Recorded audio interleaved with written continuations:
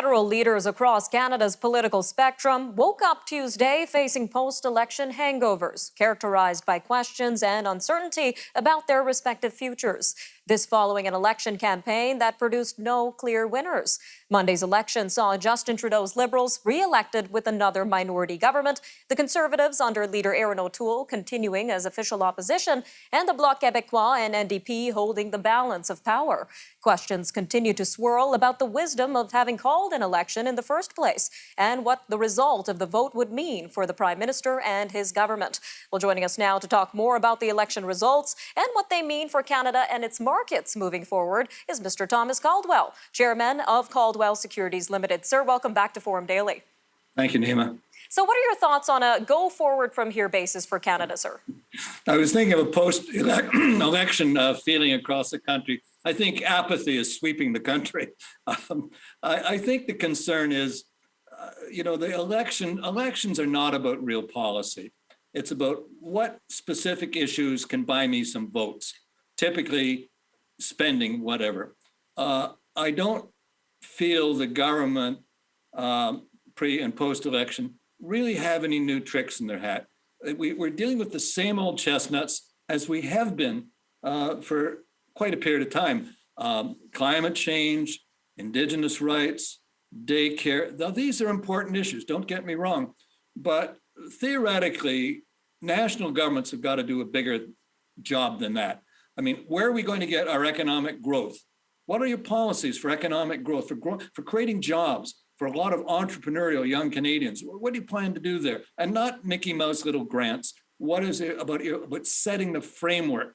Canada is not a bad country to start a business. It's not a good country to build a business. So that's one. What are you going to do in terms of, say, competition internationally?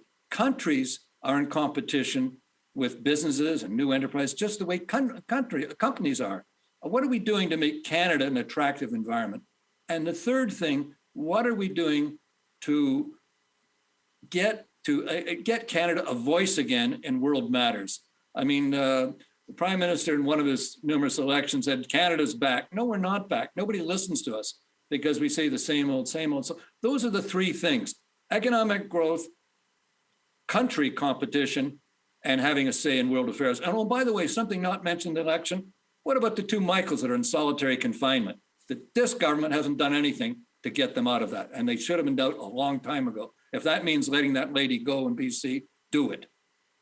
Some really interesting points there, sir. So what are you expecting to be on the agenda for this new government moving forward?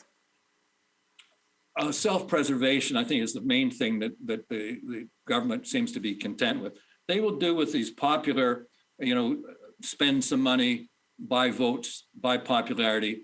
It's a very dangerous thing for a leader to want everybody to like him because you can't make tough decisions.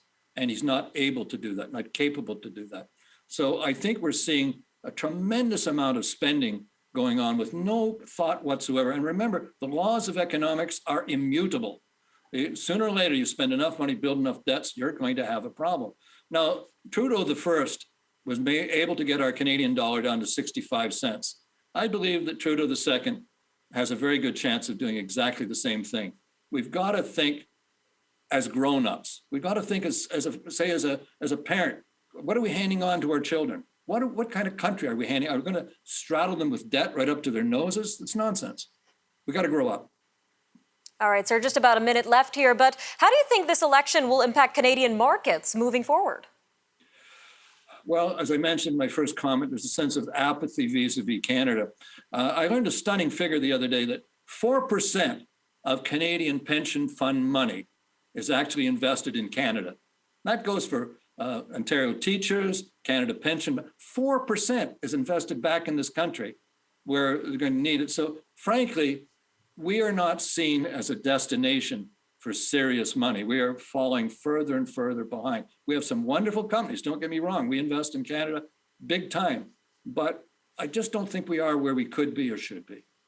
All right, sir, just about 30 seconds left here, but any last words for your hopes for our new government and how they move forward following this pandemic election? Well, I've often said the secret to happiness is low expectations. And frankly, I think I feel that way about it. I just hope The medical thing, do no harm. Just do no harm. I don't look for anything brilliant from these guys.